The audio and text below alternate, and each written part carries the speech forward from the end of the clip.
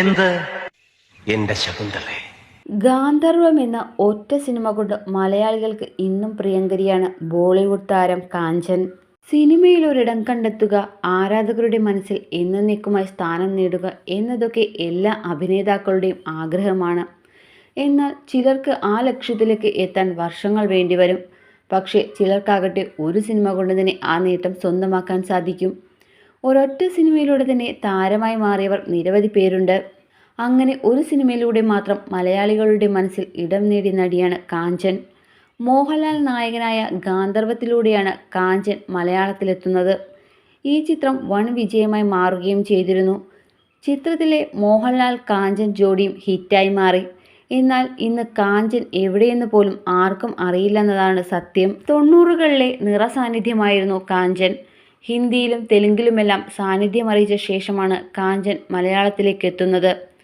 കരിഷ്മ കപൂറും ഗോവിന്ദയും ഒരുമിച്ച super hit ചിത്രം കൂലി നമ്പർ 1ലൂടെയാണ് കാഞ്ചൻ ശ്രദ്ധ നേടുന്നത്. 1995 ഈ സിനിമ പുറത്തിറങ്ങിയത്. ചിത്രം ബോക്സ് ഓഫീസിൽ വലിയ വിജയമായി മാറുകയും ബോളിവുഡിലെ എക്കാലത്തെയും ജനപ്രിയ ചിത്രങ്ങളിലൊന്നാവുകയും ചെയ്തു. ചിത്രത്തിൽ കരിഷ്മയുടെ സഹോദരിയുടെ വേഷത്തിലാണ് കാഞ്ചൻ അഭിനയിച്ചത്. ചിത്രത്തിലെ പ്രകടനം കയ്യടി നേടുകയും ചെയ്തിരുന്നു.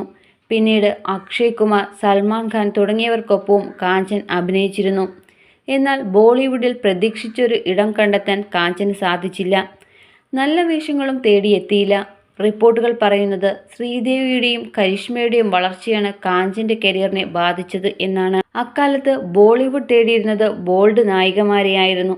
കാഞ്ചനെ പോലെ സിമ്പിളായ നായികയ്ക്ക് ബോളിവുഡിൽ ഇതോടെ സ്ഥാനമില്ലാതായി.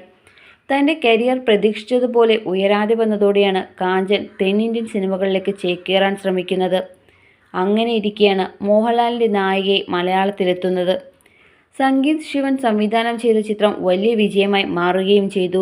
തുടർന്ന് പ്രേമപുസ്തകം, ലക്കി ചാൻസ് തുടങ്ങിയ തെന്നിന്ത്യൻ സിനിമകളും കാഞ്ചൻ അഭിനയിച്ചിരുന്നു. എന്നാൽ പ്രതീക്ഷിച്ച വിജയം നേടാൻ കാഞ്ചന് സാധിച്ചില്ല. ഇതോടെ താരം അഭിനയത്തിൽ നിന്നും പിന്മാറുകയായിരുന്നു.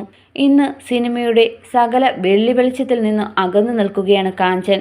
സോഷ്യൽ മീഡിയയിലും താരത്തിൻ്റെ സാന്നിധ്യമില്ല. കാഞ്ചൻ എവിടെയാണോ എന്തു ചെയ്യുകയാണെന്നോ അറിയില്ല. അതേസമയം ഗാന്ധർവം കാണുമ്പോഴെല്ലാം ഈ നടി ഇന്ന് എവിടെയാണെന്ന് ആരാധകർ ചോദിക്കുന്നുണ്ടാവും.